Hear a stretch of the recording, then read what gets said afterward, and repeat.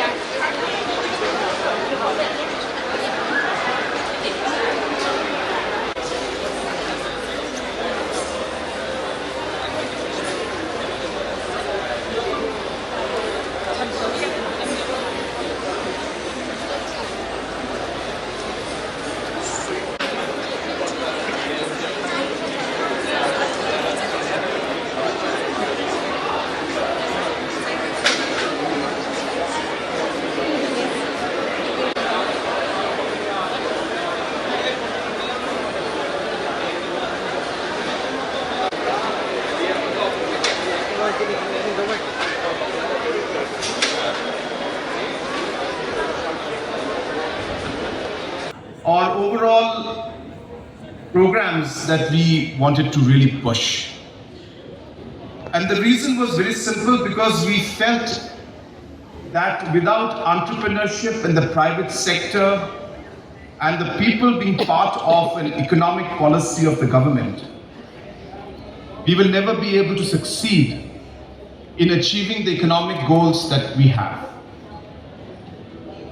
Now, Meghalaya has roughly about 60 to 70,000 youths who enter the workforce every year. Every year. And that number will go up to about 90,000 to 1 lakh youths entering the workforce every year in the next 5 to 10 years' time.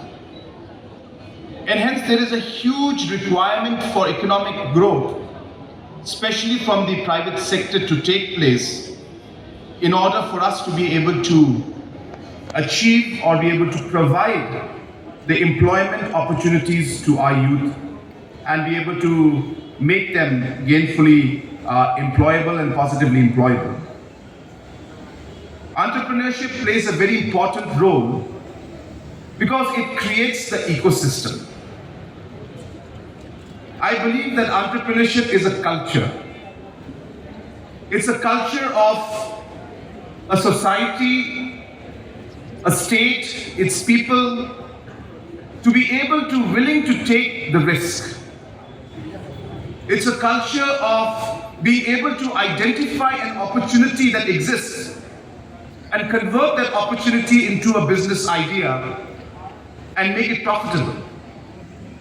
It's a culture, as I said, of innovating.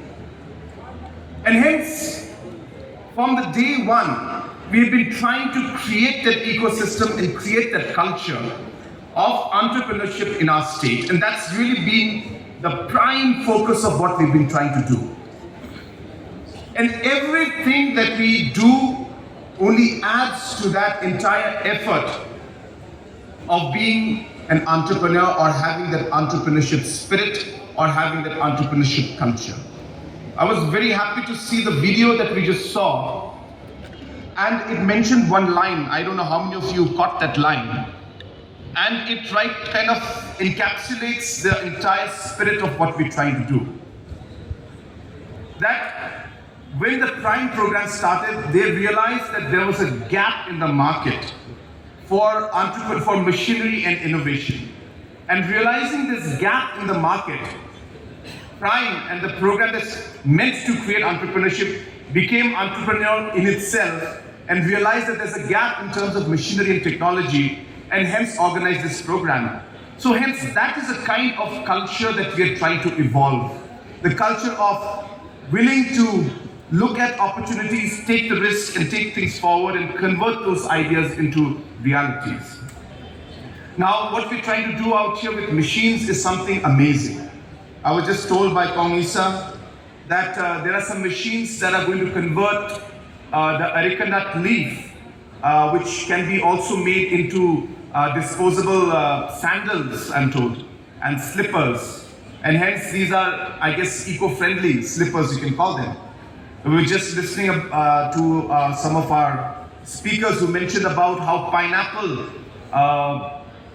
fiber can be used for making leather and or leather-like product that can be used for different kind of, again, products to be made.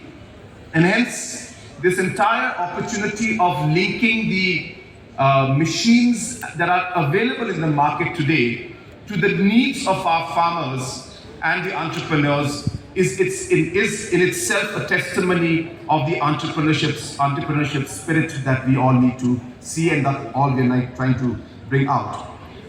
When it comes to innovation and seeing the requirements of machines, I have a few suggestions. First suggestion that I would like to make, of course, is that while we're doing, I hope you know that we are doing Prime program and there's a Prime Rural program.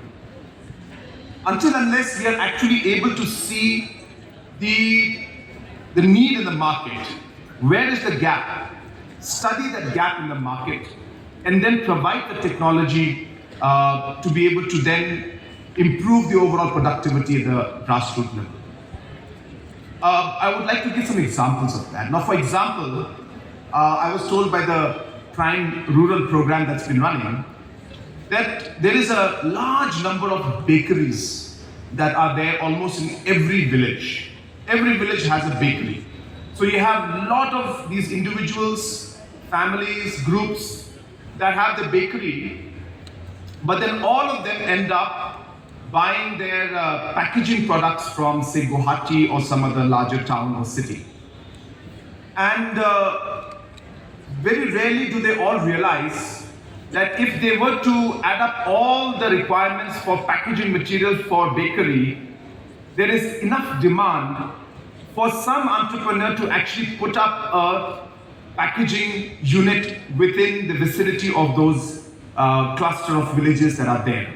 And hence another opportunity is created for a packaging industry to be created, and hence that would then again promote the entrepreneurship within that cluster of villages, and more importantly, it would then provide good quality and better pricing packaging materials for the bakeries that are there. A small example of how, if we were to able to do a good coordination, that we will actually be able to come out with these different innovations and requirements at the grassroots level, which the machines that you have can fulfill, and at the same time we'll be able to create more jobs. They are connected to our farmers, right? Yes, sir.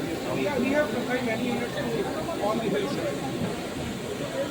Machines for rural scale yarn production. Presently in Meghalaya, lot of cocoons are grown, but a lot of it is sold outside.